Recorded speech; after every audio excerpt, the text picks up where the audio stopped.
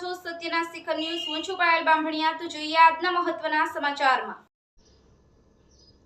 ભાજપની ખુલ્લી દાદાગીરી, ગેનીબેન ઠાકોરની નકલી પોલીસ અધિકારીની રંગે હાથે પકડ્યો। બ્યુરો રિપોર્ટ સત્યના શિખર ન્યૂઝ દાંતા।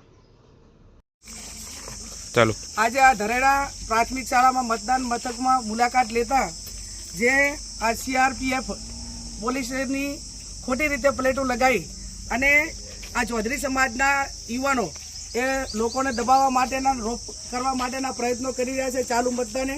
આ હાલ જ આપણે જે આ છોકરો જે સામે ઊભો છે એનું નામ છે પ્રકાશ ચૌધરી પાલનપુરનો, કે પાલનપુરને ના કાંઈ લેવા દેવા નથી, છતાં પણ આ ગામમાં આવીને મતદારોને દબાવી અને વોટિંગ ભાજપમાં કરવા માટે પ્રેરિત કરી રહ્યા છે।